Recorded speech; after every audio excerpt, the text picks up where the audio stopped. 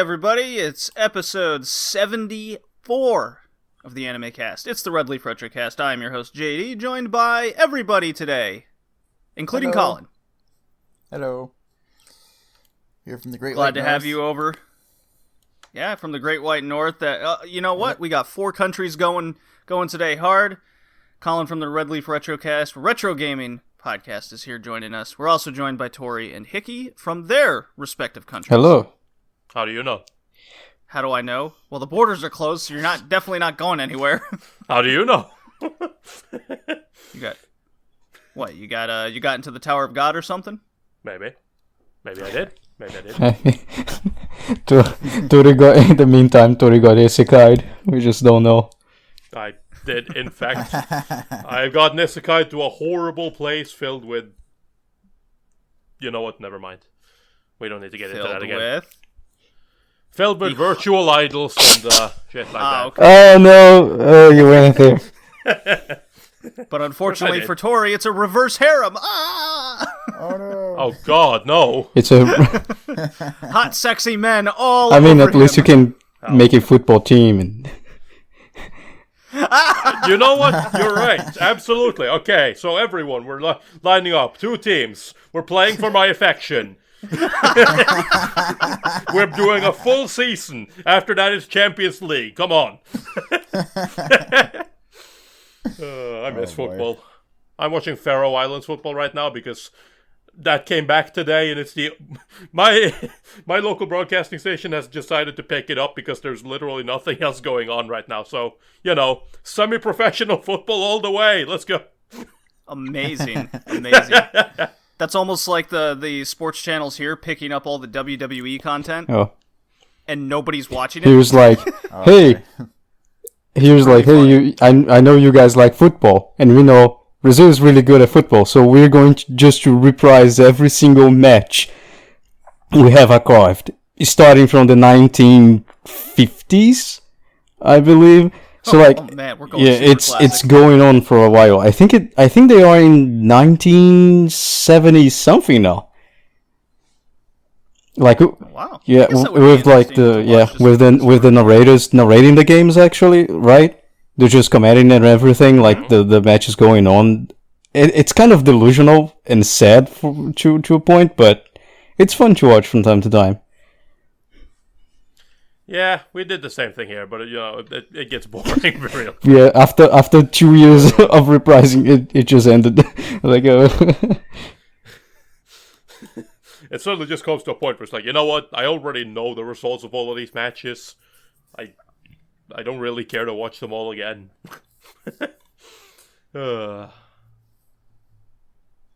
So we are an anime podcast. If you couldn't We are? guess. The Bundesliga is coming up to keep the football talk going. You bet your ass I'll be watching that, Tori. Good. I will Yeah. do. I need it. Yeah. Unfortunately, Hanover's second division. I don't think the second division's coming back. Nobody cares about Hanover, so that's okay. Oh, makes me sad.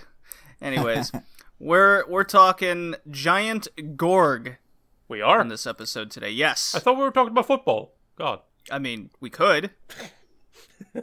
I Any mean, big transfers coming up? nope. I mean, all of this anime season, everything is pretty much cancelled, or at least put on hold. So, Very much, yeah. while we do retro stuff here, which, so we're not really affected by that, it is still kind of sad because as soon as this season got delayed, I felt myself like, apart from watching Giant Gorg, I have watched almost nothing. I just don't have any desire to watch anime right now. I finally get to take a break. Yeah, it's almost a relief in a lot of ways. Although I've been picking at Blade of the Immortal and Vinland Saga on Amazon Prime myself, just like an episode here or there every once in a while. It's quite nice. I've been very much devoted to a lot more video games lately, that's for sure. Same. yep. So before this podcast, had anyone even heard of Giant Gorg? Yes, Nope. You have? I have It indeed. was a blind pick for me.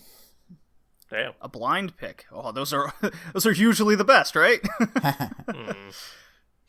A 100% success rate, no questions asked. Just like the old days where you go into a video store and you just look at the cover and you go, "That's gonna be a good anime." Oh yeah. Go home, watch it. I saw a video on YouTube about it. How it was something of a hidden gem, and it caught my interest. So I figured, hey, why not suggest it for the cast? Why not? We don't get a lot of early 80s animes specifically on this cast that aren't over 1,000 episodes. So, I took another chemical bath this past week. It was a terrible week Oh boy. working myself. So watching Giant Gorg really brought my spirits up, I must admit. So I will be very excited to talk about that at the back end of the podcast. Alright. Yeah. My hands turned orange for a good chunk. Oh, Seriously? yeah. Yeah, my fingernails are pretty much permanently stained until I cut them. Wait, is They that grow long enough to cut. like some kind of acid? Chromium? Okay, Oh yeah. That's why everything became yellow. All right. Yeah. Yeah, the what chromium does, because it's got like sulfuric acids and whatnot mixed into the bath. I was wearing all my proper stuff. Like, I didn't lose any hair this time, so that was a big positive coming out of it. I was just soaked from basically just below my titty line all the way to my boots.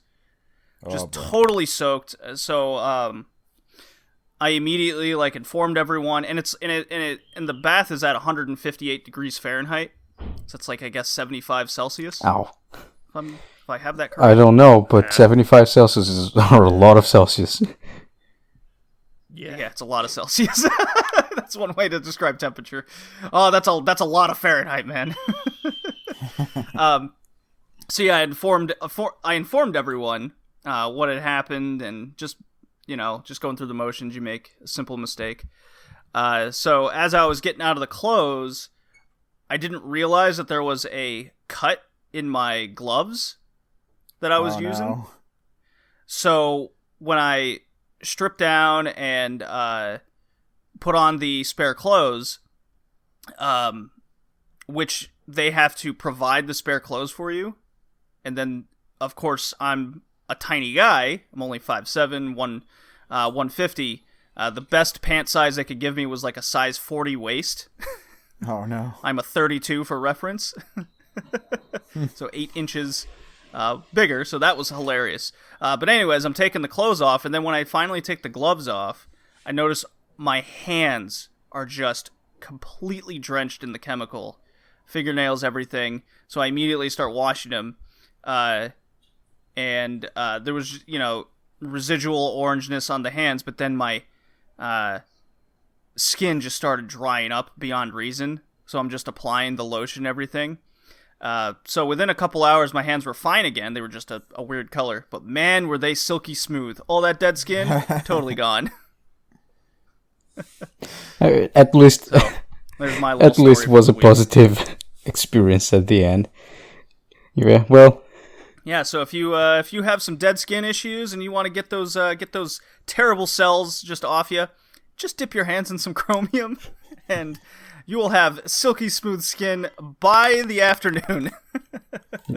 well, let's see. Yesterday I got angry at the job. I don't get angry that often. It was like probably the fourth time in the year I got actually angry.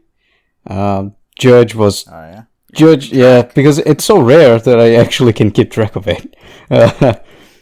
Judge just made a decision. He was like, I just can't. It was so dumb. So outrageous wrong. I wanted to just go and punch him. Unfortunately, he's at his home and he's probably very rich, which means if I got close to his home, I would probably get shot. So, but I was that level of angry. Man. Our client didn't sign a contract, but a random bank just signed him a loan. So he just received $30,000 in his bank account, and they started to just take off from his wage like $2,000 a month That in 2014. We are in 2020. He already paid like 52K. And I asked the judge, hey, can you stop like the discounts? Because, you know, we don't know the contract. He never signed a contract. We don't know the terms of the contract. That's just dumb. Right. He already paid the loan, the money they gave him. The judge was like, I made some calculations and I think the loan has like 2.5. I was like, why are you calculating this shit? That doesn't matter. Well, it just gave me the stuff, man. You don't need, like, you just making an illegal contract become legal by calculating the fucking, oh my god. Wow. And I was like, you cannot do that. Now I'll have to go to the court, a superior court, to make an appeal because the judge is just a retard. Oh my god. Oh boy. In between of that, there's like my best interest says he owes more money. I mean, the biggest problem is like I need to make a document of test with like 40 pages explaining that to the superior court. Just because, Sounds like just because the judge was like, we don't have the contract. He never signed the contract, but I can calculate the contract terms on it, and I think it's reasonable. Like, what do you mean it's reasonable? He didn't sign anything. Oh my god. So yeah, I Don't need to sign it. Come on now. Come on, the handshake and the hot dog. That's ironclad, man. Yep, that's right. It's the same. Fucking yesterday, I tried to render my video because it was already late. I've been pretty ill, so I haven't worked on it. Didn't get to work much on it. Tori, you've been sick and you didn't tell me? Yeah, there wasn't a need to tell anyone. But well, I didn't. mean, when you've been isekai'd, I suppose the cell phone doesn't work like right. it does in some anime. That's right. So so because of that, like I didn't get much work on it, but I basically spent like all last week or all this week, I guess, working on it, and I got it out, got it done on Friday, and then it was just to render it. And what do you know? I try to render it, and then my PC shuts off. Great. What's the problem? That is how it works. Yep. What's the problem? CPU overheats. Fantastic. All right, then let's try again. Let's try to lower the. Let's try to lower power. Let's try again. Nope. Still shuts off. Fine. Limit CPU usage. Get it again. Okay, this time it worked out. Fantastic. Go to upload it on YouTube. YouTube doesn't process video. I literally just fucking realized at that point that this was not my day. Well, how about a plug for this so-called video that you spent all week on? This so-called video. It is a video. Yeah, no, it's the on my YouTube channel, the Anime Top Scholar, which you can find a link to in the description. I make retro anime videos and sometimes modern, but mostly retro. And I've had a series going for pretty much since I started a YouTube channel, and called Retro Recommendations, where I recommend retro stuff, which I finally ended yesterday with the final 70s recommendations. So by all means, if you're interested, check it out. There you go. And yes, as Tori said, you will find a description of his... You will indeed find a description. A link. You will find a link to his YouTube channel in the description of every single episode of this podcast. All right. Let's get moving on here. And just for you, Tori, since we're going into your quest to finish out that My Anime List Plan to Watch list, I got the City Hunter drop all ready for you. More funny! Ugh. I absolutely adore that drop. All right. Get your Mokuri on, Tori, with this Plan to Watch cleaning quest. Well, I am not going to get my Mokuri on, but I am going to talk about something that I quite enjoyed. I actually watched this. This is probably one of the last anime that I've watched, apart from Giant Gorg, which basically tells you everything. And it's a 4-episode OVA produced by Studio Dean. It's from 1994, and it's called You're Under Arrest. Ah. Ooh. The OVA for You're Under Arrest is the prequel to a 50-episode series based on this. And basically, the synopsis from Mal goes something like this.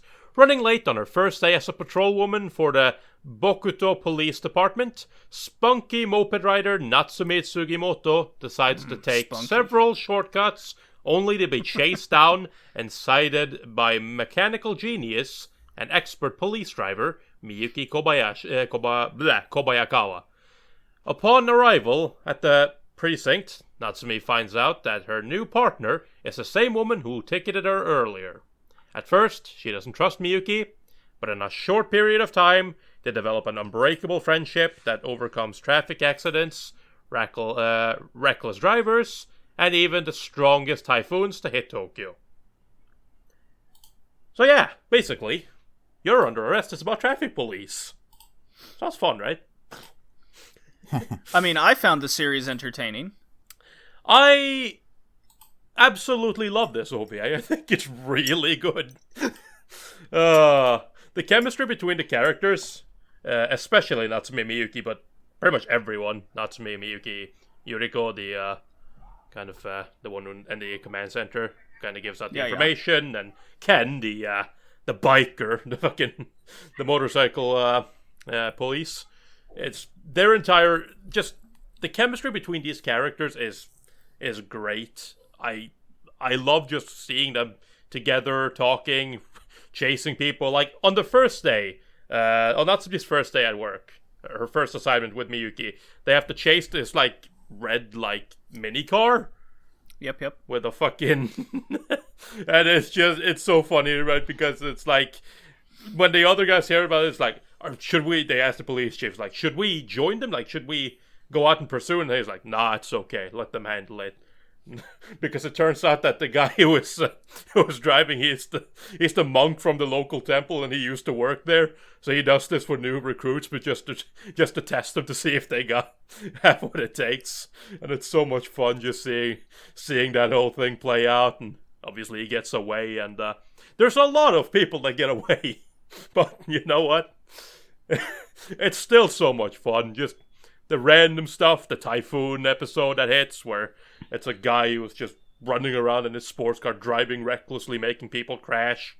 Yep. Previously made a fucking biker had made Ken crash as well, and just they're out to get him, but they're also trying to get this cat to an animal hospital to get checked out. So do have that whole chase scene with just funny, just so much fun, and probably the most thing that I liked, one of the most things I liked about this is just, it looks goddamn good. The animation in it is really good. Really puts perspective on a certain Sailor Moon series that is doing well in the downloads, which I am not happy about, actually. Yeah, well, I mean, I'm not surprised. Not happy with that. But yeah, no, this is... Do bad so we don't have to do more Sailor Moon in 3 years. Well, we do. But anyway, yeah, no, so... But yeah, if you were one of those people that thought that they couldn't animate back in the 90s, watch this OVA. God, it's good. It's just... It is essentially just 4 random episodes. Like, there's no overarching story or anything like that. It's just... It's pretty episodic, but it's... It's way more... Based on when I first learned about this, I knew people liked it, but like when I first saw it's traffic police, I thought to myself, yeah, okay, I mean, I can see it being good, but I don't think it's going to be amazing or anything like that. But after watching those 4 episodes, I gotta say, you know what? I'm definitely going to check out the series as well at some point, because that OVA was really good. I gave it an 8 out of 10. Add it to the list. I think we have, haven't we? We have. You're Under Arrest. Well, I know it's available on High Dive. Yes, it is. Yes. Okay. Well, good. Yeah, I found the show incredibly entertaining. Everything you said is absolutely I agree with kind of deal. Colin, have you ever seen You're Under Arrest? I have not. Oh.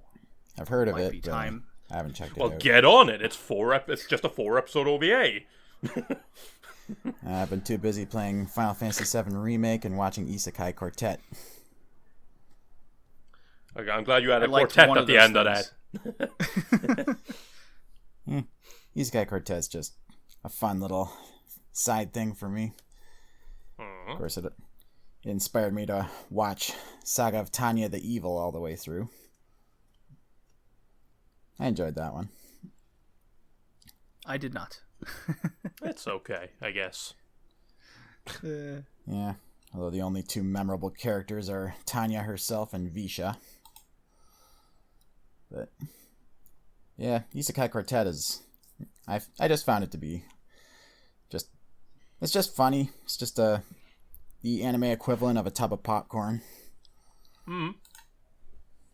Anime equivalent of a tub of popcorn. I like that. Plus, I'm a huge sucker for a good crossover, or just a funny crossover. Yeah, crossovers are always fun. They bring smile to people's faces. That is for sure. Just like the Lupin and Detective Conan crossover, but only the first one. The second one was awful. Never saw the second one, actually, so maybe I should not. Yeah. Maybe you should not, yeah. And I still need to check out the Attack on Titan Spider-Man crossover. Excuse me? Apparently that's a thing. It's like just a one-off crossover comic thing. Oh, a comic. All right. As long as it's not like the Pokemon hentai. Oh no. The Dragon Ball Sailor Moon hentai. The Dragon Ball Sailor Moon hentai. That's right. There's a crossover for you. Yeah. The greatest crossover in hentai history. Super Saiyan. Oh jeez. All right. What drop to play now? Not that one. Urashiman it is. I'm glad you suggested it. Wake up, wake up, wake up, wake up, midnight submarine. Love it. You love it, Tori. I know you do. No, I do not. Oh, yeah. Rashomon is one of the best anime we've ever reviewed for this podcast. Yes, that's why every one of us dropped it. No, I definitely completed it, I think. No. No, I didn't. Now I was about to say. I think I completed it. No, wait. I went... No, you stopped at 20, I stopped didn't at you? 20. I wanted to go to 25, but I couldn't. Not because I gave up on the show. It was just I had stuff to do with my life. I didn't give up on the show. I'm just not going to watch it again. That's true. But the moment, what matters is when I was watching it. Right. What matters was in the moment I was planning to keep going. Exactly. So, yes, I watched up to 13. The current My Anime List user count for people that have completed the anime and scored it is 292. Man, out of how many people have watched it? How many members? 1,500. Okay, that's very bad. Yeah. Very bad, yeah. It's very bad. It is a atrocious show. Although reviewing it was very fun. It's the only anime out of the 74 that none of us completed. Well, I mean, it also doesn't help that it is fairly long, so... Well, it's 50 episodes, but we didn't even Exactly. get to, like, the 20s. I know. Except maybe Hickey. Well, yeah. Well, if Hickey had enough time, he would have finished all 50 episodes. That is I think true. we had, 4 weeks to watch it, though? I mean, listen, I didn't say we didn't have a lot of time. Alright. We are here to talk Giant Gorg, an anime Colin threw into the mix a good long while ago, and then we put it on the docket. Here we are, it's Giant Gorg by Studio Sunrise, director Yoshikazu Yasuhiko. He's done various Gundam stuff, Crusher Joe, and Venus Sankey. So, Woo! Tori, you have some experience with this director. I do. I love him already. Yeah, released in the spring of 1984. It spans 26 episodes. This is also an original creation by said director. Ooh. Yeah. And the summary I took from Anime Planet because I tend to enjoy their summaries more than the My Anime List. When Yu's father dies, he is sent to America to stay with Dr. Wave, a friend and co-researcher of the lost island of New Austral. Yu arrives just in time to save Dr. Wave and his sister Doris from a wrecking ball slamming through their wall. It seems that the organization Gale is after the secrets of New Austral and will kill to ensure that Dr. Wave doesn't find them out first. Refusing to be scared away, Dr. Wave hires an old friend, Sancho, the skipper, to get himself, Yu, and Doris to New Austral. Can the team find out the secrets of New Austral, assuming they manage to make it to the island alive? At the time of this, on my anime list, only 661 users have scored this anime out of a total of 3,500 members. So it is twice as good as Urashimon in that regard. Man.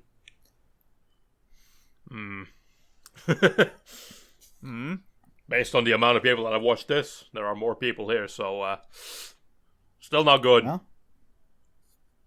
Well, it's on Crunchyroll anyway. This show is available to stream on just about everything you can imagine. Amazon Prime Video, Tubi, Crunchyroll, you name it. It's on there. It is very easy to access. So yet no one's watched it. Yeah, and then with that in mind, I'm like, why hasn't anyone watched it? Well, it's probably because it's from 1984. And because it's a Super Robot show and nobody cares about those. And I'm going to go on a loop. This could possibly be one of the best Super Robot shows I've ever seen. Yeah? I could go on loop and say that is totally the best Super Robot. Actually, no, wait, never mind. That's Gunbuster. Never mind. I'll take it back. It's the second one. Yeah, I agree with you. Gunbuster's pretty good. No, Gunbuster's really good. That's for sure. Yeah, this one's But very Gunbuster's also a short OVA. This is 26 episodes, a full-length series. And yet, that ending, though. We'll get to that. Yeah, it's got the trappings and vibe of a Saturday morning cartoon. Feels like a Johnny Quest with a giant robot. Really? Johnny Quest meets the Iron Giant. My impression was it felt like a Jules Verne story. A Jules Verne. Don't you know who Jules Verne is? Okay. All right. No, Okay. I didn't quite understand what you said at first. It's pretty, like, what is the name in English? Like, Travel to the Center of Earth-esque? Yeah. Yes. It's a Super Robot show, but it's way more of a adventure show. A good adventure show than a Super Robot show. At least in my opinion. Like, I would agree with you, Hickey. It really came across as more of an adventure. It gave me more Future Boy Conan vibes than, say, Yusha Raiden vibes, to put another, or Mazinger for Super Robot comparisons. Yeah. For me, it's just like, oh, this... Super Robot shows tend to be more episodic in nature, stretched out over the course of 50 to 1,000 episodes. You never seem to get a concrete plot other than enemy come destroy things. This one felt there was a purpose and meaning and villains that had their underlying reasons as well, with a fantastic group of cast of characters, I must say. Also, I just gonna say, one of the things that this show does that I like, because I was talking to some other guys as well, and I miss this from a lot of shows. Like, we've talked about this before, how a lot of anime now, especially more modern anime, seems to be going back to that, like, almost 60s thing, where it's like, you need to get to the point as fast as possible. Mm-hmm. What I like about Gorg is that it doesn't strive for that. Like, stuff happens, but it's like, just to kind of point out, the show is called Giant Gorg. And yet, despite that, you don't really meet Gorg until after episode 5. Yeah, and after you met him, you spent like 15 episodes just following him as he walks through the island, and everyone's just like, "What the fuck? This robot thing is doing? Why is he just walking in a straight line?" And no one knows, not the villains, not the heroes. No one is just a giant robot walking. And sometimes destroying enemies. And yeah, because that's important. I mean, they attacked him first. It's just self-defense. They did. Yes, self-defense. Just like later on in the series. Self-defense. Now, I don't remember, why did they call it Gorg? I don't remember why. I know they call him the messenger of God. That's what the Islanders call him. Yeah. Yeah. But I think they just said that they called him Gorg. That they named him Gorg. Oh, okay. For the estimation. That's okay. Actually, I think But I don't think there was it's any just something deeper the main kid reason came for up it. with. there's an explanation actually. I don't remember when, but I'm pretty sure someone explained why it's called Gorg. I think when it first used telepathy to talk to you, it used the name Gorg or something like that. Because when I think when you're right. when you is reunited with the rest of the crew, he's like, oh, they're like, what is this giant robot thing? He's like, that's Gorg. I remember that. You know, when you say it out loud, it sounds ridiculous. It does. What? No. Hey, if you say it in Luffy's voice, it works. No. And that's Oh, the no. thing. The main kid is voiced by Luffy's voice actress. Oh, no kidding. Damn. Yeah, Megumi Tanaka herself. That's actually one of the other reasons I picked this one. Of course, I didn't realize at the time that she had done a ton of voice work in addition to One Piece, including Krillin's Japanese voice from Dragon Ball. Oh, didn't know that either. Gamma no.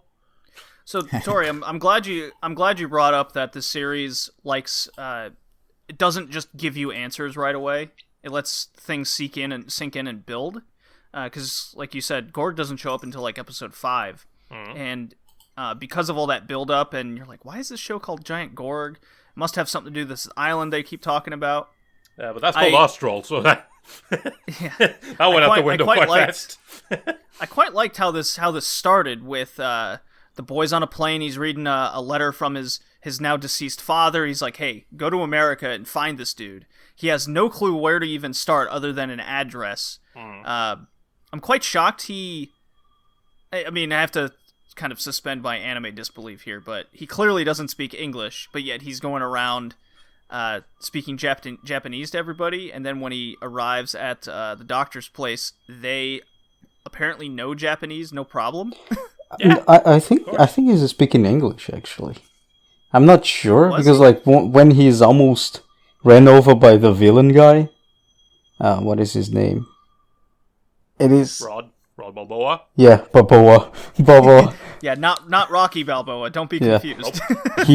he I think he says, "Oh, excuse me," and it's like I think from that point on he's speaking English. I believe, at least in the suspension of disbelief, of course.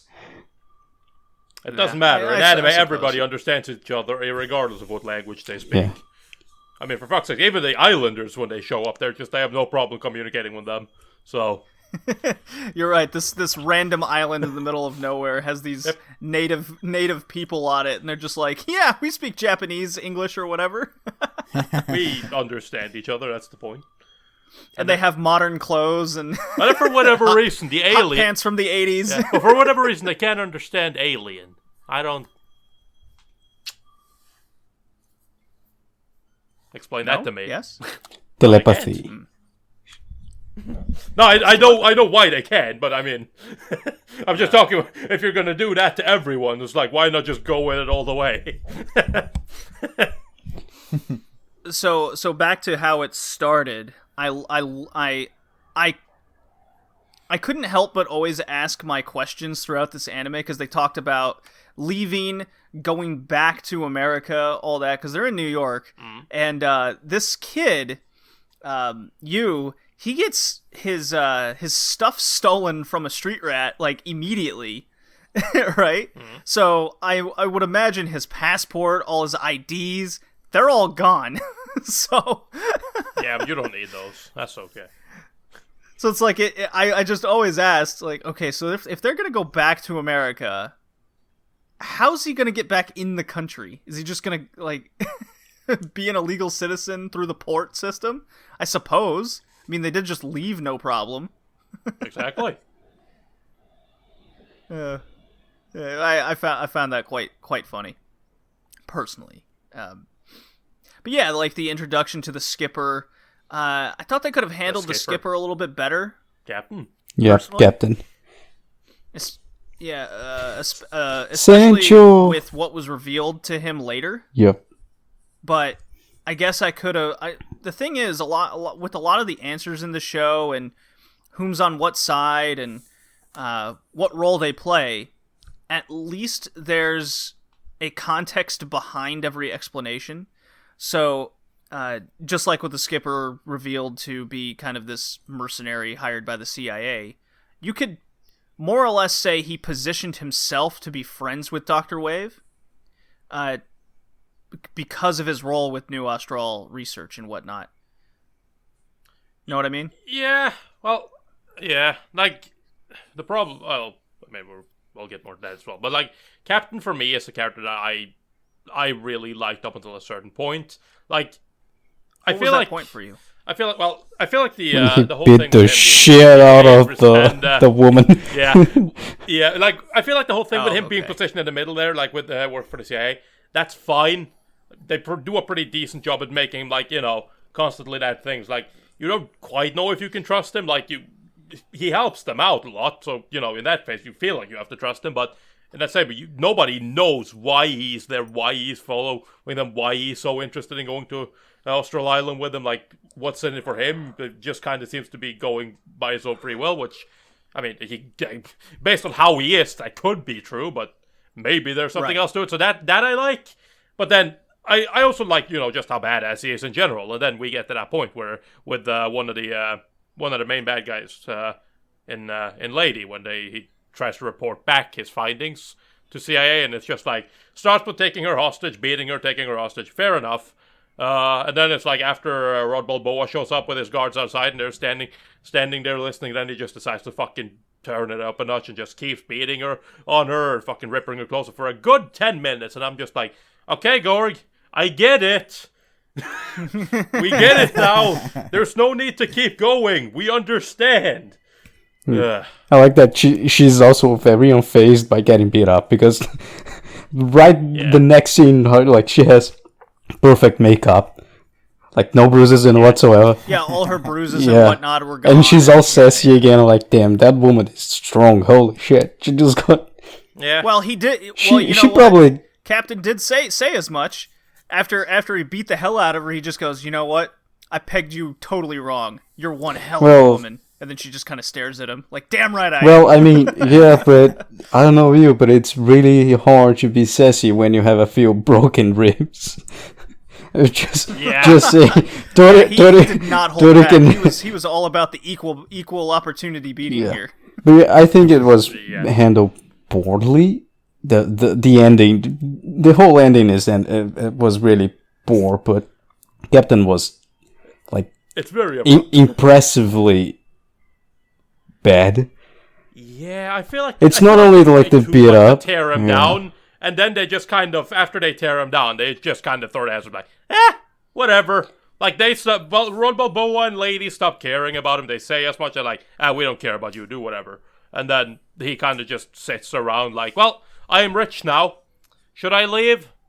Nah. Yeah, and then like he has like this lucid dream of you, and he's like, damn, you are a nice kid. And like, oh, so he was a gun for hire, but he changed his heart? But no, because like he doesn't help like... anyone. He's just there like, well, I guess I'm rich, but nukes are coming. I don't really give a shit because I like this. I like this kid. And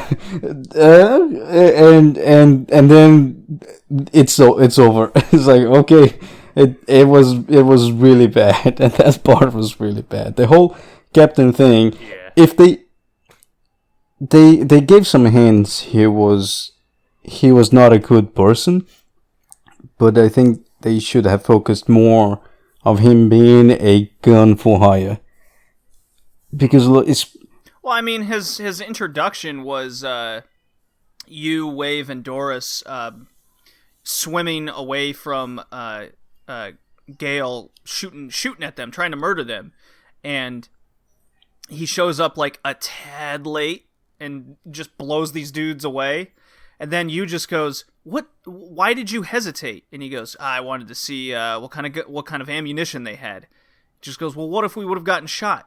And his response was, "Well, I guess I would have been out of one less job." It's like, oh, yeah, shit. But like that. Well, I mean, he has a lot. He has a Kind lot of of sets those. the tone. Yeah. He has a lot of those, though. It's the same thing when they're at on Astral, and it's just like, all right, I'm gonna go and drag Lady and her fucking henchmen take care of those three. It's like, but you're just alone. All you have is a pistol. It's like, don't worry, I have 6 bullets. Yeah. It's like, oh, okay, fair enough.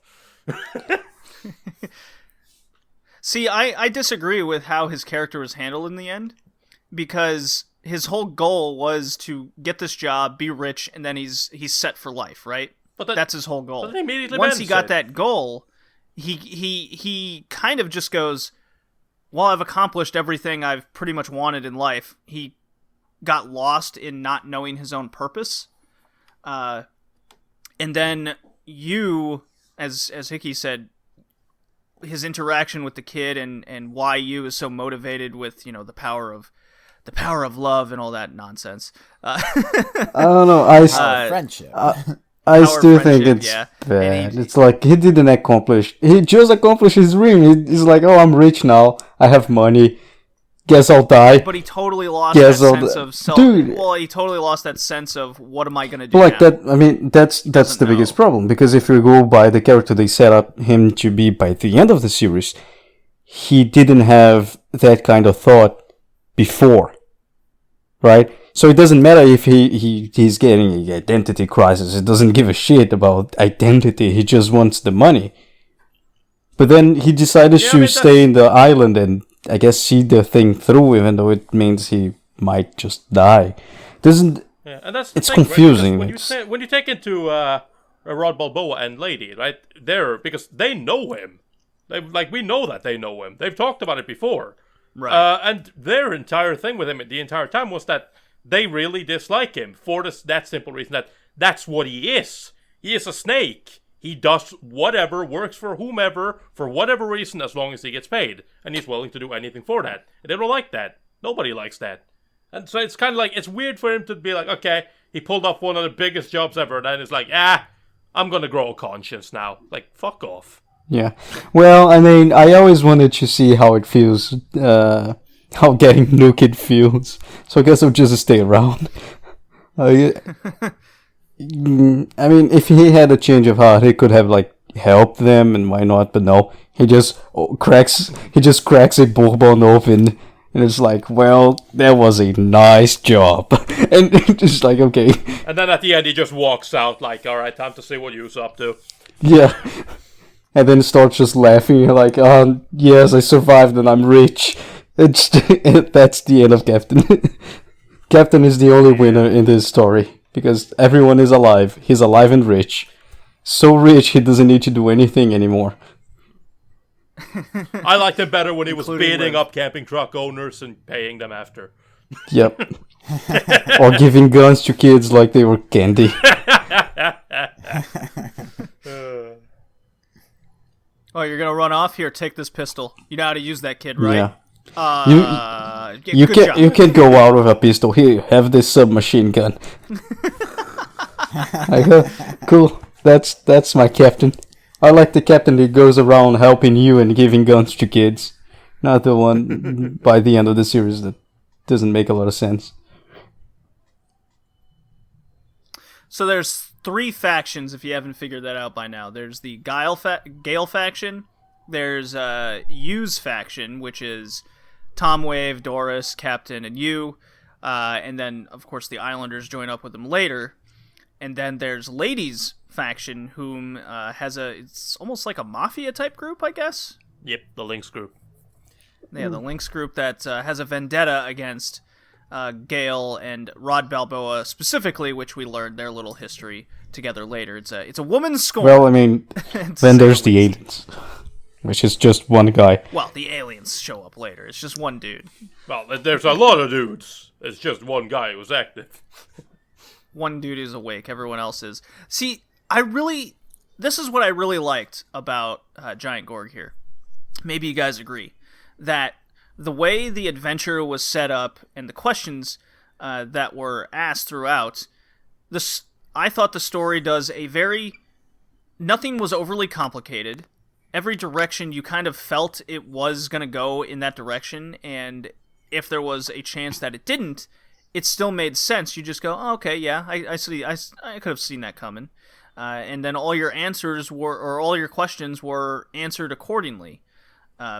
Whether you agree with some of those answers, that's up to you. But at least in my case, I thought everything made sense in the context of the story being told. Yeah. Yes, although I will say that I still think the ending is a little bit lazy in regards to how everything before the nuking kind of plays out. I didn't like because Monon is the big bad alien, and bad. He's just There are aliens on New Austral. That is what they establish, and you go, they kind of hinted at aliens from the start. Exactly. Of the series, right? So and it's fine, right? Because the entire thing is like I say, big bad. He's not technically he becomes one. It's more that the threat that they possess, but he is. They wanted the goal for them was to contact the intelligent species of Earth, humans. Right. They had to wait 30,000 years for that, but eventually it happened. But then Gale comes in and attacks him, and then it's like, well, I cite self-defense. Hold on while I literally obliterate the shit out of everyone here. Not even their bodies will remain after I'm done with them. So, kind of giving that indication that if these guys if he wanted to, he could easily just destroy the entire world. No problem. So, that's a problem. And he gets mad, and he's like, well, war it is. So then you and eventually you and Gale, kind of have to try to fight back against him to prevent not being obliterated. Him and the Guardians, because Gorg is a Guardian by the aliens, created but he's not the only one. They have many of them, and and you have the entire. It's like the Gundam. They have the Zaku's, which are the mass-produced ones, and then you have your special Guardians assigned to your bigger leaders. Exactly, and you have the because Manon is also protecting his race, because his race is currently sleeping in the underground facility thing that they're on Austral. So he is trying to protect them. But with everything that's happening and all the destruction and the volcano outbreaks and stuff like that happening, and kind of at the end when you decides to confront Manon one last time to talk to him, I didn't particularly like that whole thing, because it kind of finally reaches him. It's like, what's up? It's like, I'm pretty much done. You're done? Why? Well, in all this battling, I kind of lost sight of everything, and I've also kind of accidentally exterminated my entire race. I died laughing when that happened. It's like, wait, hold on. That's a big plot point. What? Yeah. No. It was great, because you looks at him. He looks at him, and and his response was, "Oh my God, Manon, dude, I'm sorry." And Manon's response was, "Is that fucking pity, you dickhead? Get that out of here." Don't worry, at least my brother still lives inside of you somehow. That 1/10,000th part alien that you are. Oh yeah. Well, I mean, that's all he has left, so. I just love it. Like, me and Tori was just joking about it. Manon pulls out, cracks a Budweiser can open. Yeah, you're 1,000. You're 1,000th part alien. Does it matter? Not me. Not really. Not really, but that's all I got. So, I mean, wait. I'm 1/10,000th part alien. What kind of abilities does that give me? Well, nothing really. Nothing. Really. You can speak with telepathy with me. Isn't that cool? Well, he can understand the telepathy. He can't really initiate it from what we understand. Right, he can't respond. Yeah, so that's a problem. I mean, he also can't really control Gorg, but kinda. Gorg listens to him ish whenever he feels like it. So that's yay. His ability is you're kinda protected ish, I guess. But now, yes. Just to end everything, because now that the world is homing in and trying to nuke this island, there's only one way to end it, which is welcome to Atlantis. Well, now that you bring up Atlantis, I'm actually very happy the show went with the alien aspect of it, rather than just saying this is an ancient civilization. This is the lost city of Atlantis. A very cop-out kind of story plot there. The alien one, at least, it was brought up from the start, turned out to be the aliens. It's this one dude who has this vendetta against his brother Xenon, right? That these two had clashing ideals of what they should do with their sleeping race. One was mingle and interject, and then the other was, no, we should probably conquer these dickheads. Because, and he does mention this in a very brief conversation. That's, yeah, my brother and I had our clash of ideals. If I was to agree with my brother Xenon, then that would be the same as completely exterminating our sense of culture. And he couldn't do that, right? So he was very bent on being right, and this whole extermination thing. So then when you and Manon start in their little conversation, and he's very hesitant, and he's very judgmental, and then as soon as those dudes bust in, he's like, well, I'm right, time to kill everybody. Ha! I was right this whole time, brother. Yeah. I've been waiting for this moment. I've been waiting for the past 30,000 years. Yeah. 30,000 years. That's a long time. I mean, one of the things also, like you mentioned, they brought it up really early, but one of the things that I like is because the one who's really interested in the whole, like, pushing the whole alien thing is the scientist, Tom Wave. And I love it because the entire time everybody's just like, when he's like, maybe there's aliens, and everybody's like, yeah, right, fucking Earth to fucking Dr. Wave here. Like, are you with us still? Like, there's no way there's aliens. And then, lo and behold, there are aliens. There's aliens. Or at least giant robots that will wreck house. And aliens. Well, I mean, no one ever saw Manon except Doris and you. Yeah. Which is kind of weird. I get it, especially with the whole Rod Balboa, his whole, like, I refuse to accept anything unless I've seen it. Although it's still kind of funny. Yeah. I was like, when you was like, talks to him, it's like, Manon is up there, he's an alien, and if you don't go apologize to him, he's going to destroy us all. There is no way. I mean, you know, while I do respect that you haven't seen him, so you find that hard to believe, I can understand that. There are also killer robots coming for you. Like, do you not have any questions here? Like, how can you look at that and be like, yeah, that's normal? Yeah. Well, he kind of does. I mean, this is also 80s dialogue and writing here, but Rod Balboa, when you is confronting him saying, you fucked up, there's aliens, he goes, all right, let's get his head checked out, let's get his emotions in checked, and then we'll see if I can listen to what he says. Like, Well, yeah, but they were trying to figure out why Gorg was listening to him. yeah. Yeah, well, instead they decided to make him a guinea pig. Yeah. Like, look, there's aliens here. You've been tracking down this humanoid huge robot for the past 20 episodes, for the love of God. It's like, no. Gorg is just a machine created by the Soviet Union. That's the only reason behind it. It's like, okay, cool. Of course it's the Soviet Union. It's always the Soviet Union. It's always those assholes from Moscow. Colin, feel Yes? free to butt in here. You've been playing fourth base here. I don't really have much to add, although I kind of liked how the show went full Assassin's Creed at one point, because in order to use history as a descendant of one of the aliens, it goes through his genetic memories, and for that to be a thing in science fiction as far back as the 80s was interesting to me. Now that you mention it, yeah, I chalked it up to an LSD trip. That was very 80s. I just remember the show specifically mentioning the memories hidden in his genes. So. Yeah, that did raise an eyebrow. I'm like, oh, okay, it's pretty neat. Yeah. What else you got?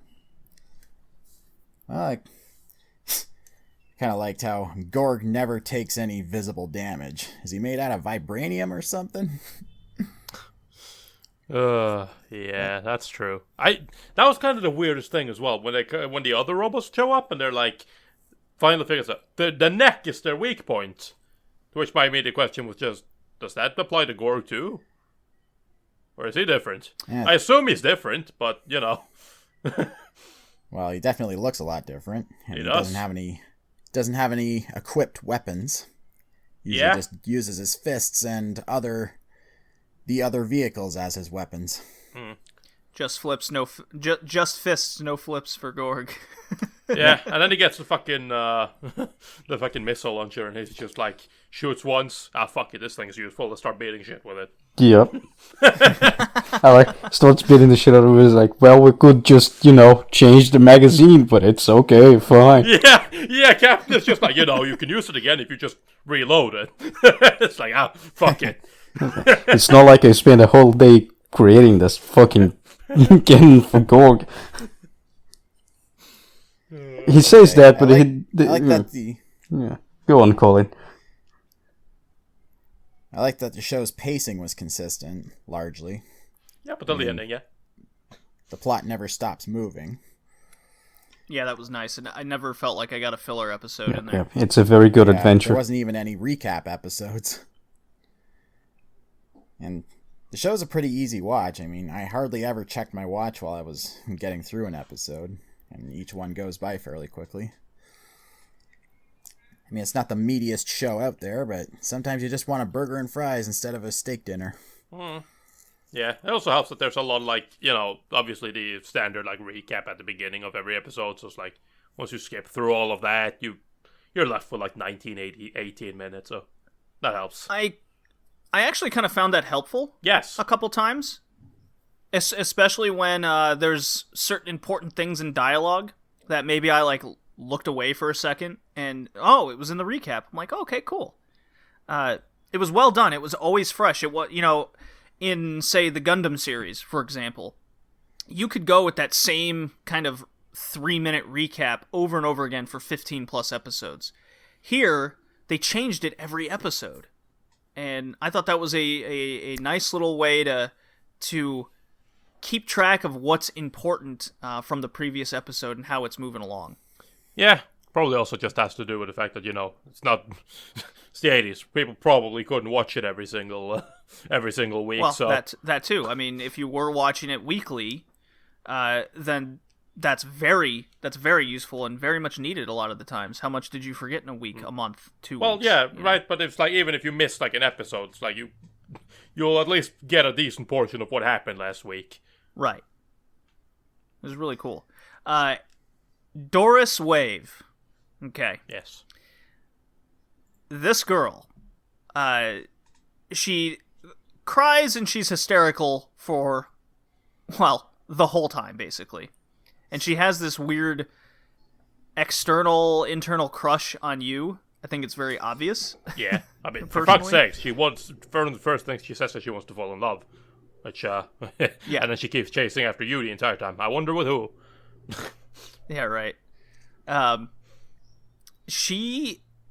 Her role is very much, not so much a comic relief character, but at least there's a purpose for her being there, and that's when Tom Wave and you are going to go to Austral Island, and she's like, well, I'm not going to be fucking left behind with a possible assassins after me. Yeah. With no place to live in New York City.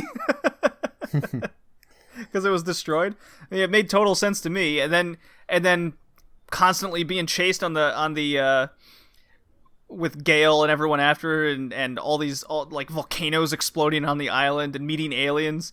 She's kind of in a way the most rational person with going, I hate this. Can we go home? So, and when Yu's trying to get back into meeting Manon for the 3rd, 4th, 5th time, whatever it was, and there's that big black sphere, and Yu wants to touch it. He's like, what is that? And her reaction is, don't touch that. That looks dangerous. He's like, no, it's going to be fine. I'm just going to touch it. No, don't do that. Don't worry, I'm just going to see what it is. God. I'm just going to see what this alien artifact is. Yep. I mean, there's no way it would be bad. They fell into it anyway, so... Black is bad. Yeah, so I didn't find her too annoying. I found her really, an actual real character in the show, just playing her role and always trying to do things to keep her mind off of really what the issue at hand is. Like, there's one scene in there where, they're in the jungle where they're with the natives or whatever, and they've been separated, and it's just Doris and you, and she's like, well, I'm gonna go fishing because I need some sort of semblance of reality here. And you's like, we probably shouldn't leave the camp. Oh, you just don't want to taste my cooking. There it is. There's the anime moment. So there was a few things in there with this. Another one was Lady being called old by her. You'll never get married, and there's Lady's henchman just cracking up behind her. So there was some comic relief in the series, but it definitely wasn't overdone like you see in a lot of modern anime. That's for sure. No, I mean, yeah. I mean, you got the scientist, Dr. Wave, is just comedy relief. Yeah. Oh, he was absolutely useless the entire time. It was great. It's kind of funny as well, though. It's just how it's like, even when they're threatening, he's just like, I just want to leave the fucking beagle, the tank. The tank thing. Yeah, the tank. Yeah. That has it's like no, everybody's like, that's gonna be dangerous, and he's like, in the name of science and new discoveries, nothing can scare me. And then literally the first sign of anything, fucking loud sounds or anything, he is scared for his life again. He's terrified. Yeah, so much for that. Nothing can scare you, Yeah, that happens a lot with him. When Wave meets his former science partner who's working for Gale, and he's like, "Man, you want to work for us? There's some crazy cool undiscovered things here." And Wave's immediately like, "Oh, I'm a scientist. I'm interested." And there's Doris behind him going, "Brother, come on, man." And he goes, "Oh, right, you're right. Yeah, no, that's bad. No, I would do. I have. You are such a bad man for abandoning the good doctor and joining the bad side just in the name of scientific discovery. You should be ashamed. You could join us." Yeah, I could join. Brother! I mean, no, of course not. I am above that. I am above Gale. I am way better than them. No way you will convince me. You could join. I might have to think about this. Brother! Damn it, you're right, Doris. They are bad people. I would never do such a thing. It's great. That was a great Tom moment. I loved it. Yeah. Yeah. Did anyone else like how every episode ended with "Tune into the next, the same Gorg time, the same Gorg channel"? Yeah. Someone in the studio really liked Adam West Batman. Yeah. I'm almost convinced that is a fan subbing thing, though. There's no way they did that. No, come on. That was amazing. It was, see you next time. Same Gorg place, same Gorg time, same Gorg channel. I loved it. Yeah, especially since I had just watched The Ultimate Warrior on WCW, and that was his catchphrase. Not the Gorg part, but the Warrior part. Same Warrior place, same Warrior time. But it'd be funnier if it literally was the Gorg thing. Replace the catchphrase instead of his name, it's Gorg. I'm like, dude, I was watching that anime. Anime? What are you talking about? Never heard of her. Never heard of her. Never heard of Anna or May, but I'm sure they're nice people. So I really liked the character art. This is very much my flavor. I've discussed this on many podcasts in the past. The 80s was had my favorite character art of any sort of age. I just like how they portray a lot of the characters. I like the animation in this. I thought, they cut a lot of corners. A lot of the times it was 1984 after all. But I must say, this did not feel like it was way as far behind as I thought it was going to be, because when I think of the early 80s, like the Armored Trooper Votomes of the world, there's a lot of corners cut. It's a lot of still background shots that are well drawn, by the way, but not a whole lot of animation going on here. I felt like they didn't cut too many corners. I felt like they really concentrated on a more simplistic style with the character art, which helped them animate more. Like, there was one really, really cool scene where Manon's keeping you and Doris from meeting him a second or third time, whatever it was. This was after the total obliteration of Gale and that awesome River Styx moment where you and Doris are chasing after the robot, and there's that waterway, and there's just the charred clothes left over from all the people that have been disintegrated, just rolling by them, and then they're in that pose of fear. Anyways, Doris and you are trying to get into where Manon is, and he gives them like this big electrical shock, and you see the electricity flow from the bottom of his feet all the way up to his head, and then he kind of twitches and keels over. And they showed every little bit of that with the electricity going from the bottom to the top, and his body contorting like it would in reality, right? You've now seen it in animated form. I thought that was a really, really cool scene that stood out to me. And that wasn't just the only thing. Did you guys have any comments over art and animation and all that stuff? I don't think I saw a single instance of stock footage anywhere, so I appreciated that. And pretty much all of the action sequences were well animated. I was always on the edge of my seat.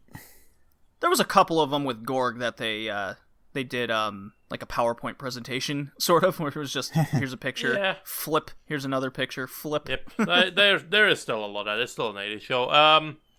I also didn't like a lot of the designs, especially for like vehicles and whatnot. Like the tanks and whatnot looked alright. Kind of standard, but they looked fine. The cars, especially like the fucking mini ones, those were fucking awful. I talked to Vicky about that as well. It was literally like the fucking things that they drive around in at the end. It's literally a not even a black. It's a grey square with wheels. They did not even try. Yeah. That is how a lot of real world airport vehicles look. Yes. I would know. I've worked airside. I know what. I'm gonna look up who the art director was. Yeah, but I guess like I told Tori is like, well, for the tanks and planes they actually, and also helicopters. Japan really likes the Cobra. AH-1 attack helicopter, but that's probably because the Japanese Self-Defense Force used it until like last year or something. Here we go, mechanical design. So they use that designs. The tanks are Mekava tanks. They're a Israeli tank.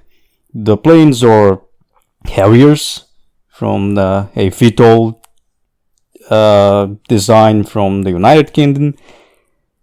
So they are proven very good and very sexy designs.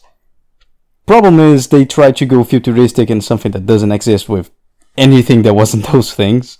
Cargo planes, trucks, ambulances. Yeah, didn't they say the show takes place in 1998? Yep. Yeah, the distant future. The past, the distant future. Yeah. So yeah, then we've reached the point where more time has passed now from when this show took place, from how much they put this show in the future. That's pretty cool. Well, like, the guns designs are really nice as well. The mechanical design guys involved with the art, and there seems to be two people involved with the mechanical design. One guy did Precure and a lot of cartoony stuff, so definitely not him. And then the other guy did Jusenki El Gaim, did some of that. I don't know what that is, but these two guys doesn't really have the biggest what's the word resume for mechanical designs. So that kind of makes sense. I don't know why it was kind of subpar compared to a lot of other robot shows of the definitely era. My favorite design of the show were the tanks, the Merkavas, because although it's the Israeli design base, it also has a autonomous turret, which means it is a crewless turret, and the back of the turret is also a missile launcher. They showed in the animator, and I was like, oh, that is a very, really good design. That was probably one of my favorite parts when it comes to the design. So of course there's not much. Again, it's either that or a Harrier, which is just a Harrier, a grey box with wheels, or a futuristic jeep. So the tanks were really nice designs. And then the hover snow scooter. Yeah, and then a hover that looks like something that came out of the Halo universe. Yeah. Yeah, really. I just love how it literally just digs it up off the ground after a fucking volcanic eruption. Well, many volcanic eruptions. Does it work? Of course it works. Why wouldn't it work? It's just been buried in lava a few times. It's the 80s, man. Things were meant to last. Clearly. That's for sure. All right. Shall we talk about the ending now? We Just have it, yeah. just a few things. The music is not that good, in my opinion. There's a lot of high No, I didn't. There's a say lot that. of high-pitched noises as well in the effects. Something I discovered is if you have a headache, please do not watch Giant Gorg, especially after the second part, or you're just going to get a very bad time. Especially when it comes to laser battles, because everyone has a high-pitched voice. And most of the characters have a high-pitched voice, even the males. It's not that thing. The music has a lot of high-pitched sounds.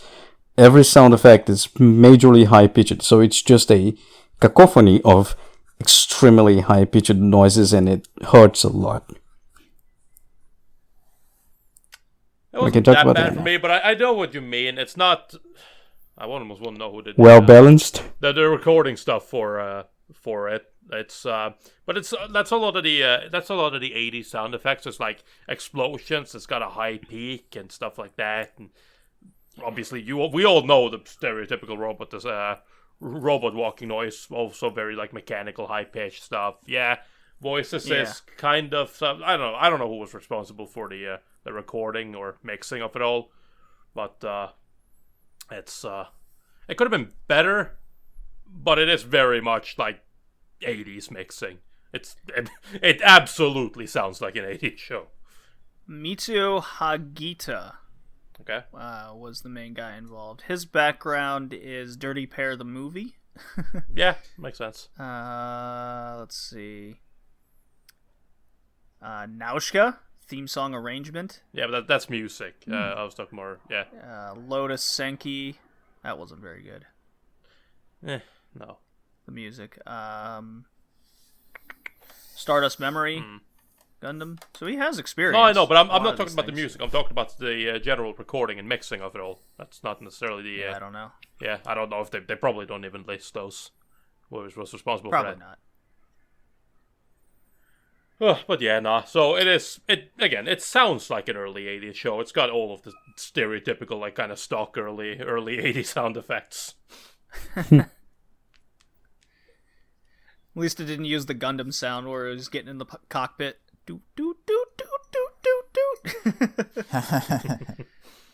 You hear that? You hear that even today sometimes. Anyways, so the ending. Okay. I think we all agree it felt a bit rushed. Yeah. Yeah. Still not as bad as Lost's, though. Still not as bad as Excuse? What? Lost? Oh, Lost. Well, that was definitely rushed. That was super rushed. I think from all the anime we've covered on this podcast, Yamato still has the most rushed ending of them all. Yeah. They're dead. They're not. Don't worry about it. They're back home. We took the entire show to get here. Now we're going to basically return in an episode. Yeah. Well, I mean, nothing happened, I guess, until... Anyways. So Giant Gorg builds up to... Basically, Captain gets the CIA their information, more or less turns himself in, and all while the American government, aka the president, is going to nuke this island south of the Samoan Islands, just wipe it off the map. Gale is all up in a tizzy because they didn't get their they banked so much of their, I guess, future of the company on this, so they've pretty much kind of went, shit, the company's going under now, this big conglomerate, so they're done. And the head director, Rod Balboa's grandfather, Roy Balboa. Roy Balboa, gotta, yeah. He's kind of been betrayed by the president because they don't want a scandal on their hands of this secret island base. They don't One could They imagine. don't want a scandal on their hands, so they're about to nuke an entire nation. Right, it's just gonna be a routine nuclear test in the I ocean. love no how it's problem. it's not even just the U.S. It's literally a combined effort because Yeah. fucking Anyone is who just, got like, cutting nukes is off- nuking it. Yeah. It's like, wow. I like. First of all, how much power did Guile actually have? Second of all, Jesus Christ. Yeah. This The is best part is like the news is like, oh, we're doing the first what is called the first joint nuclear missile launcher exercise. I was Yeah. like, why do you need to do that? What the? Right. It's like, every single country in the world that has a nuclear fucking fucking nuclear missile would just Well, fire at the same time. I did like how as soon as it was launched, the president gets a call. Oh, Moscow's on the line. They want to talk to you. I'm like, yeah, I bet they do. Excuse me, Mr. President, but what the fuck? Gorbachev is quite pissed off here. Wait, or no, Gorbachev was later in the 80s, wasn't he? Yeah, sure. I think that was Whatever. 84? No, I think Gorbachev is 86. Yeah, I think he was a little bit later. Anyways. So yeah, nukes are fired. People that want to leave, or at least try to, even though nukes are on their way, they get in choppers and whatnot, and there's still a freighter that they could escape on, but I mean, everyone on the island is pretty much like, a boat's not quicker than a fucking missile, so we're done. So they're all kind of partying. They're betting. Some guys are fighting, and everyone's betting on their fight. It really feels like they're all gonna die. Some guys are trying to I thought that was- radiation-proof the base.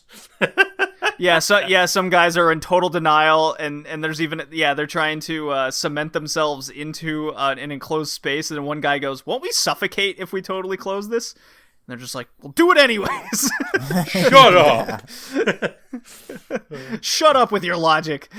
So that was good. So everyone's doing different things. I kind of felt, this is anime, something's gonna happen, right? And sure enough, the nukes go off, and there was an EMP wave that totally blew up and stopped the nukes from, doing anything. And my initial thought was, they're still gonna die of radiation poisoning. And then immediately they answer that with, there's no radiation in the air either. I guess the alien technology took care of that too. I go, well, at least you gave me that explanation. I mean, kind of. You could have just not I done pointed that out, and I was like, well, I mean, yeah, there's no in the island, but the surrounding sea has. So like they immediately leave the island because the thing is, going on the sea again. So they got radiation poison anyway. I was like, okay, but it doesn't matter. Captain is rich. He can pay for his treatment. That's what. Exactly. He can pay for his treatment. I don't know. I just kind of went with the if they explain that there's no radiation anywhere, then it's totally gone. That's how I just went with that. It's at least an 'Cause at least explanation. that one line It's just better than what gave- most yeah. would do, where they was just like, we stopped the blast. We're all safe. I mean, no. But okay. Yeah. Right, yeah, that one line did make a lot of difference, at least to me, with how the show It ended. was like just the air dislocating. You don't even need the explosion. Just the amount of nukes they send and the explosion, just the mass of air going through the space would disintegrate everyone. That is one hell of a good EMP blast. Oh yeah, I mean, it is alien technology. I mean, that is a pretty good cop. That is true. Manon killed everyone of his race just to save a few people. So might as well make it count. Yeah. I do wonder why exactly it was only Manon that was awake, right? Just not one or two other people? Like, just seems kind of... Or did he just awaken recently, and he was the one in charge. I wasn't really quite sure. Or did they explain he's just been waiting for 30,000 years? No. I think they said he was sleeping this whole time. Yeah, I don't. Yeah, that sounds about right. Yeah, he wasn't awake the entire time. I don't think they specify when he woke up, which fair enough. Nobody knows when he woke up.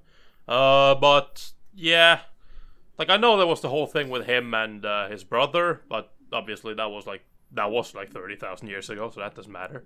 And then his brother disintegrated. But it's yeah, I don't think they ever actually specify when he woke up. If he was woken up by the people coming to, that's kind of just the way I took it on, that he was woken up by the, people coming, People on the island. coming to the island. Yeah. All of Gale. Yeah, the way I saw it was that every 1,000 years or so, the island would rise up out of the sea and see if intelligent life had evolved sufficiently to the point that they could discover the island, and then if nobody comes within a certain time frame, go back down, and then this time people did come. Oh, you know what? Dr. Wave in the initial episodes did mention that the satellite did say that it was there X amount of years ago and now it's back again kind of situation. Yeah. So now it's our time to go there and see what this island's about. And they even reference like tectonic plate movement and everything. And keep in mind at this time, and I also gave more explanation on this in the Future Boy Conan cast, that geology at this point in time in the 80s wasn't fully developed yet. A lot of it was still being discovered with tectonic plates and all that. So they knew kind of what Earth crustal movement would be, and he goes, that's way too fast for anything that we currently can explain. I was like, okay, cool. Yeah, so yeah, Colin, I'm glad you brought that up. No problem. So more about the ending, Tori. Because I'm getting the feeling that you didn't like it. No, like I said, I don't like the way it's handled. I don't like, because I think it becomes too rushed. And, like, all the things I've said, that, like, when, how Mono explained everything, like, when he meets with you again, how it's kind of like, well, they're fighting. Well, the fighting is now over. Why? What happened? I killed all my people. Stuff like that. I mean, it makes sense to me. Yeah, I understand why he gave up, but it's too big of a deal to just basically sum it up in a sentence. Like, I killed everyone. What else then? Well, you're an alien. I mean, yeah, we knew that already pretty much. That's. But it wasn't really just a sentence. It was a whole major scene. The thing was summed up in a single sentence. Yes, it's a major scene, but it's not. Yes, literally it was a sentence, but it's more of the context of the entire scene and the build to that explanation, right? No, I don't really think it is, because at the end of the day, you don't think so? They're still simply talking. Like, it's none of it. All of this shit happened off screen. It literally might as well not have happened. You might as well literally have just pulled the captain and grown a conscience. Oh, I see what you're saying. Okay, yes, I do agree with that then, yeah. Right, so that's... Okay, I get your point. Same as the whole explanation with you, which is like, oh, your father was actually an alien. Okay, yeah. He fell in love with a human woman and they had you. Well, yeah. Right, and it's that whole thing, and then it's like...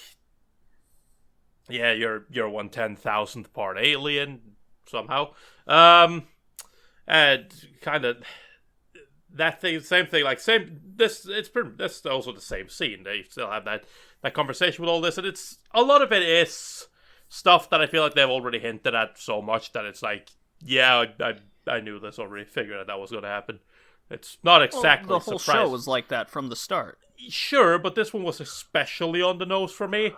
And we kind of just keep going from there, and then, like I said, the nukes get thrown out, and then it's like, what do we do? Well, I guess we should just return to the others, which, fair enough. It's not like they can do much else anyways. And then Captain just apparently has an epiphany. It's like, I feel like you's returning, and then they go out, and then all of them, everybody just drops what they're doing, fighting, trying to suffocate themselves, and just like, yeah, let's go to meet up with them, and all of that shit. The dog returns. I forgot that he had been gone for a while. I wonder where he went. So yeah, and yeah, the nuclear missiles are stopped, and then they return home. Great. Cool. I got the feeling that they had the idea for a much larger story. Sure. And I also have the feel. I mean, shit. If 600 users on Mal have only scored this, I get the feeling the show wasn't exactly the most popular back in the early 80s. I mean, I don't know. Maybe just me. I don't know. Like, I feel like it Wonder if has I to can- be wonder if excited I can- because, like I said, I have heard of giant Gorg so many times. I mean, obviously that doesn't mean anything. I'd never heard of the show before Colin brought it That up. doesn't mean that it was popular in Japan, but I don't know. I've heard it talked about many times. I will even have it set up. I even had it on like my list for like if I were going to do like another Retrocast like I did earlier. I have the show on that list as well. But well, now I'm not going to do that. So, but yeah. So I like it wasn't an unknown show for me, but I don't know. It was totally unknown for me personally. So this was quite the surprise. I must say so myself. I'm on the Sunrise website. It's all in Japanese, but it just seems to be basic info. Shock horror. A Japanese website in Japanese. I know, right? Crazy. How dare they be so inconsiderate?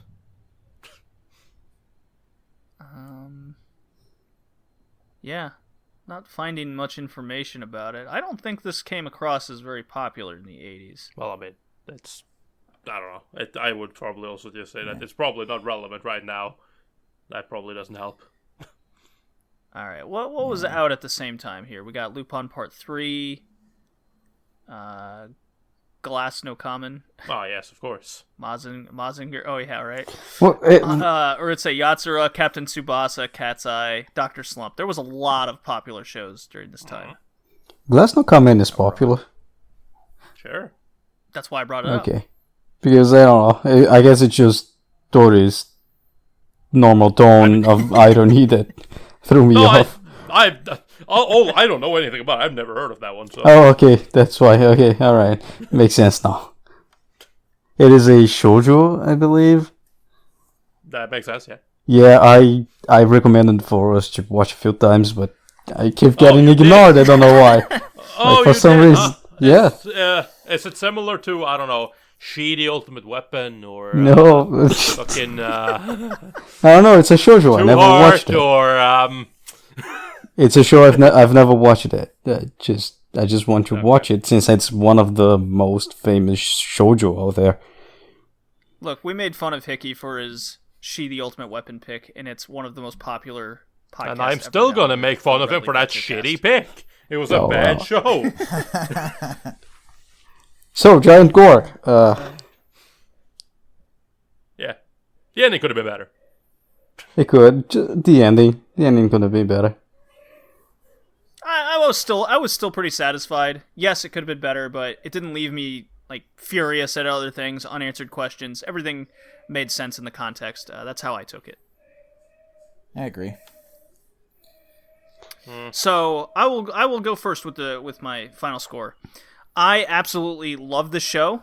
It's exactly what I needed in the mood I was all week, and not a single episode felt like I was wasting my time. All my questions were answered. Yes, of course, some things could have been handled better. There were certain animation sequences with Gord specifically that could have been handled better. The music was very unmemorable, but I loved the cast of characters. I liked a lot of the art style. It was a robot show with a super robot in it, but it was an adventure show, which I can't really say I've watched too many other anime like this. This is very unique. I'm extremely happy that I watched this show. I'm probably overrating it. Maybe you guys will agree or not, but I'm giving it an 8 out of 10. I vastly enjoyed this. Yeah, I agree. I mean, like I said before, it felt very much like a Saturday morning cartoon, and a good Saturday morning cartoon at that. And kept me on the edge of my seat the whole time. The plot never, well, the pacing was largely consistent. It could be slower in some parts than others, but it was still a very fun ride, and I give it 8 killer wrecking balls out of 10. I like that one.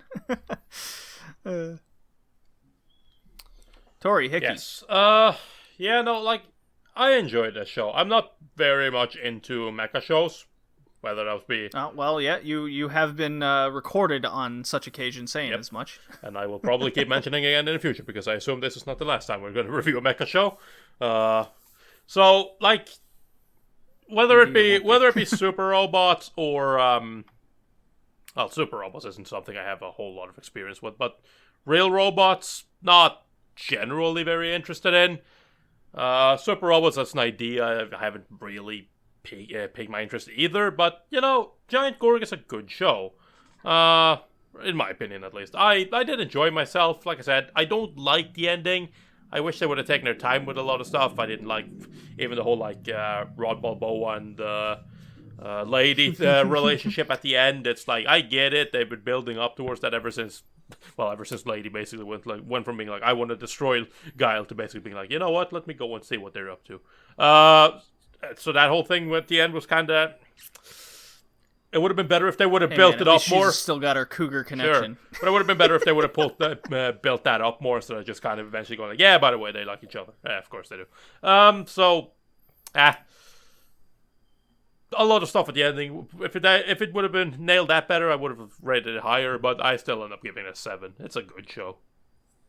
Hey, all right. Cool. All right, cool. Cool, bye. Well, yeah, the story is very good. It's an adventure show with a super robot in it. It reminds me, like I said, of Jules Verne stories like Journey to the Center of Earth and 20,000 Leagues Under the Sea, Mystery's Island. Oh, yes. All those, like, it has that thing in common. Treasure yeah, Island. it's like, look, it's quite...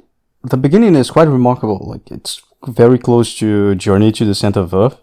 Because you have this guy, I don't remember if he's an orphan, but he's going to the house of this scientist, and the scientist is like, look, there's this weird theory, right? There's a different world inside of the Earth, and we need to go to a volcano and enter the volcano. And the guy's like, yeah, you're crazy.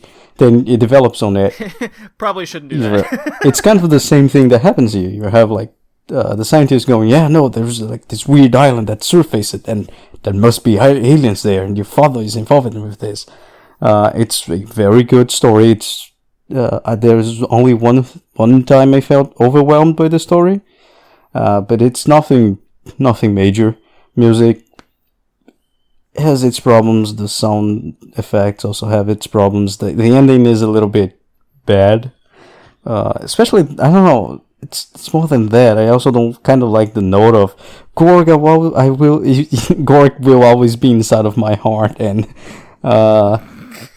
as the island goes, and you know, I don't like the fat captain is the only one who actually is a happy man by the end of this story. He's the only one that got anything out of this in the end. Yeah, everyone lost everything but except Captain, and I'm pretty sure he just lives his happy life with a lot of cocaine and hookers, because this is the 80s. So, yeah, I mean, at the end, there's also the problem with the overall design of a past of a distant future thing, which is not even that in the future. Mostly the facilities and why not. It's just everything is way too blocky, and I don't know. It's just not a good design. I end up giving it a 6 mostly because of this. But wow, Hickey's the most harsh. But it's still a very good adventure story. It's just that the overall technical stuff behind it's not that good. But the story on itself is really, really, really good. Do you remember what you gave Treasure Island? That's a good... No. Probably something around those lines. Around the same, yeah. Okay.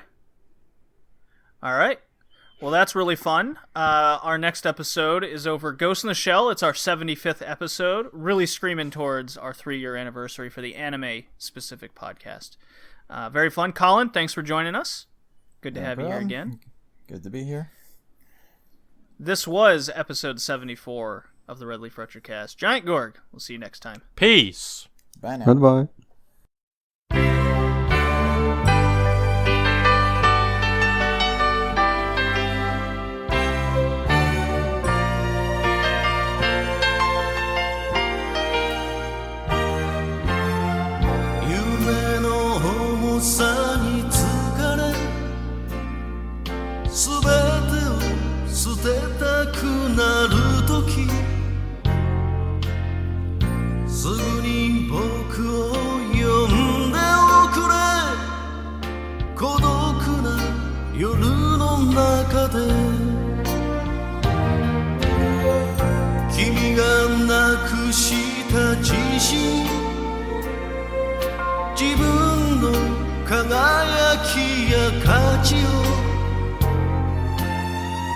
思い出させてあげる